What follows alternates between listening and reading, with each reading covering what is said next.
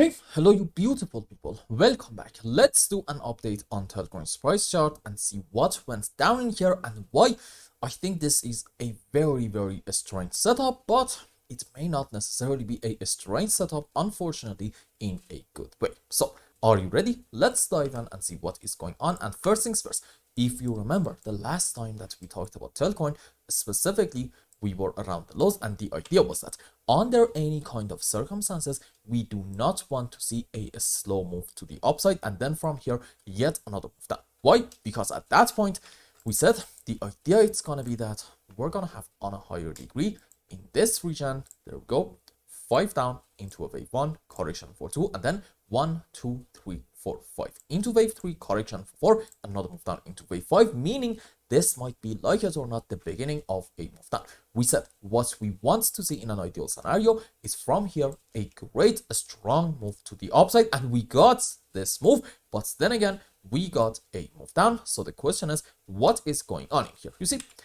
when we got this phase up in TELCOIN, I was actually quite optimistic, and to me it actually looked a lot like maybe a bit of a bullish setup, and I was like, well, okay, the moment that we get a pullback down in here, I'm gonna open a long position. However, now, no, I don't really have that idea in mind. First things first, let's zoom in more and see what happened. Okay, you see, in my view, there's actually a decent chance that in this area in TELCOIN, we are having, yep, indeed, an A, B, and then a very sharp C leg, and followed by that, this is probably, yeah, a WXY to the upside, followed by yet another ABC zigzag down like this, completing the subwaves on a higher degree for what? You know it, a WXY in form of a double zigzag.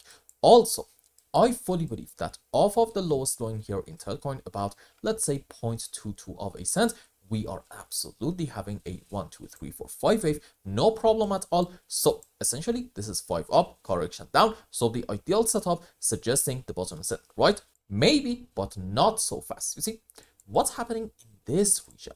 Let's zoom in a bit more. Okay, so in my view, there's a very high chance that this is a 1 2 3 4 5, which on a higher degree it's into this wave 3 and then correction for 4, maybe even to about here in form of like an A, B, C, D, E, a triangular structure, and then another move into wave 5. And here's the thing, if you insist on being bullish in TELCOIN in like very short term, because overall in the long run, do not get it twisted, I am extremely bullish. We are going to get into that in a minute, but if you insist on being bullish also in like very short term, then I'm gonna say you should probably entertain the idea of a 1-2 scenario, and based on that, you know what, if you are willing to be a bit flexible with your setups, yeah, this can be a decent long opportunity, no problem at all.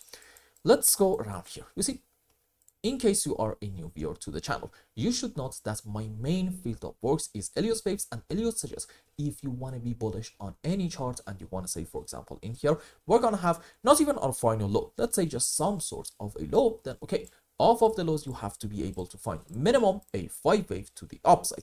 This specific scenario is called an impulse. Rules for it are, we should not have overlapping of the waves between our wave 2 and 4 and any kind of 5 wave. This wave 3 should not be the smallest wave, and for our subwaves, you know it if you are familiar with Elliott waves, and if you are a regular viewer of the channel, there we go.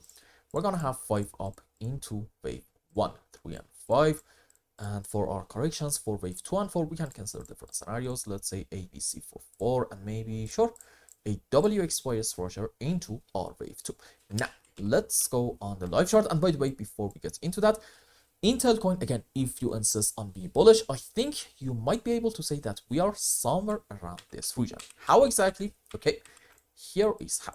You could argue that on a higher degree, this is a wave 1, this is a wave 2, and what's next? Hopefully, good move on the upside into wave 3, 4, 5, and this thing, even on a higher degree, it's gonna be what? You know what? Into this wave 3 and then 4 and then 5. Hence why earlier in the video I told you you might be able to entertain the idea of a 1-2-1-2 scenario. Now, Is this thing the most likely scenario? I'm gonna say, unfortunately, probably not. And I have actually a very good reason for that. And maybe even this thing is gonna be the sole reason for why in TELCOIN I wanna be a bit patient and I just want to be maybe a little bit pessimistic, arguing we're gonna have another move down. You see, if you are having a 1, 2, 3, 4, 5 after it, we are going to have one way or the other, bullish or bearish, a bit of a move to the downside. But here's the situation.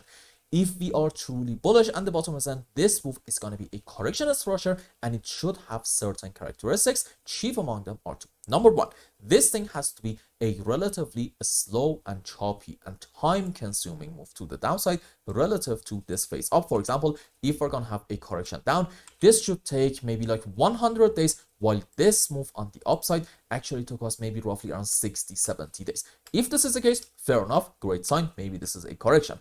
Also, you should have in here between your pullbacks up just constant overlapping of the waves. If you have this, yeah, you know what, fair enough, maybe we are bullish and this is 5 up correction down, suggesting we're gonna have hopefully soon a great move to the upside. On the other hand though, if you see in here a rather strong move down without a lot of overlapping of the waves, and in terms of the shape of it, Elliott's Wave boys, I'm specifically talking about a 1, 2, 3, 4, 5. Well, that's not a good sign. At that point, you're just gonna say, you know what, maybe this is a 5 wave, sure, but on a higher degree, it's just gonna be part of a correction structure. Now, the question is, in TELCOIN, what kind of moves so far are we having? Okay, as you can see, I think we can all safely say, yep, this is a rather a strong and sharp move to the downside. And if I just take maybe this one from here to about the lows, basically the majority of this phase happened in about, let's say, 85-90 candle essays, and this phase to the upside happened at roughly around like maybe 60-65 candles. So to me, this suggests, yeah, probably we are not having in here a correction structure. And if we are having one, then okay, maybe this is some sort of yeah, probably a WXY in form of a double zigzag.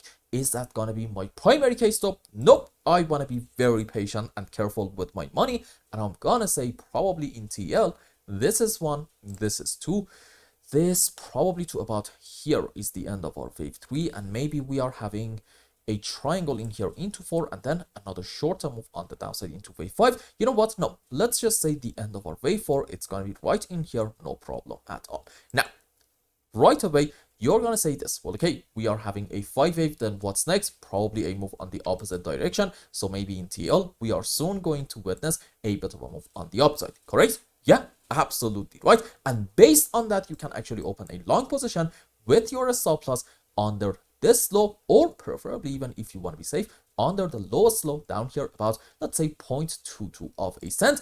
But here's the thing. I do think that we're going to get a move up soon in TELCOIN, maybe in the next coming days. However, in that phase, I'm actually expecting a move in order to get to about these areas and not necessarily go a whole lot higher. And for example, take the highest high all the way up here about 0.25 of a cent. So if you are interested in opening a long in TL, my suggestion is this: have your stop loss right around these areas. And in order to identify the exact levels, yeah, you know what, you can actually get help from Fibonacci's. Okay, what just happened? There we go. Okay, stop. I'm gonna say, if we're gonna have a phase up in TL, a likely target for it is going to be somewhere around the 61.8% of the Fibonacci retracement level, which is, yep, right in here, about 0.24 of a cent. So at that point, yep, you're gonna have a risk to reward ratio of, I'm guessing, roughly around 1 to 4, 1 to 3, which I don't know about you guys. From my POV, honestly, it's really not that bad. If you open trades like this over a longer period of time, I'm thinking you're gonna end up making a decent bit of money. Personally, for me though, no. Although I do think we're gonna have a move up, I'm not really interested in opening a long position in order to catch this phase, which overall, in my view, there's a very high chance it's just gonna be part of a correction structure. Catching a move, specifically a correction to the up or maybe downside, it's really not my ideal setup. And I do think after this phase is over, we're gonna have actually a move down in order to take all the lows right in here. Why? Again, the sole reason for this bearish setup is because of this move down happening in a very strong manner.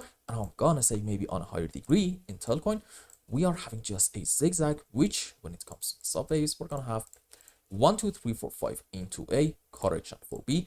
The shape of it doesn't really matter. Let's say like an ABC, it could be a WXY, possibly even a triangle. Again, not really that big of a deal. And then yet another 5 wave into C. And if I just go on the live chart, there we go. Okay, what do you have in here? 5 wave up, correction down, yet another 5 wave to the upside. Well, okay, how about just an A, B, C in form of a zigzag, which, by the way, if you just zoom out in here a little bit and maybe compare this phase to the upside, even from here, or maybe even from here, honestly, not important, to this previous phase down, there we go. How long is it taking for us to have this phase up? So far to about the highs, roughly around 168 candlesticks on H1 time frame.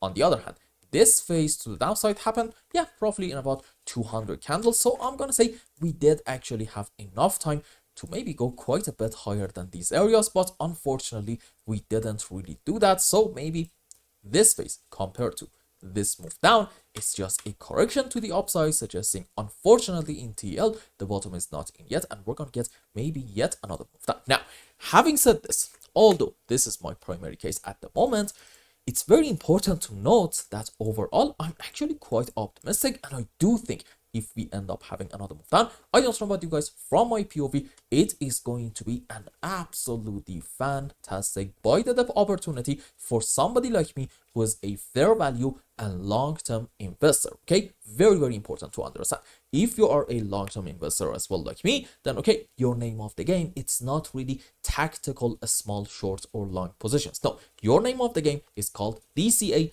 dollar cost averaging, meaning don't really care about the bullish or like bearish setup in a very short term and what is happening in this area.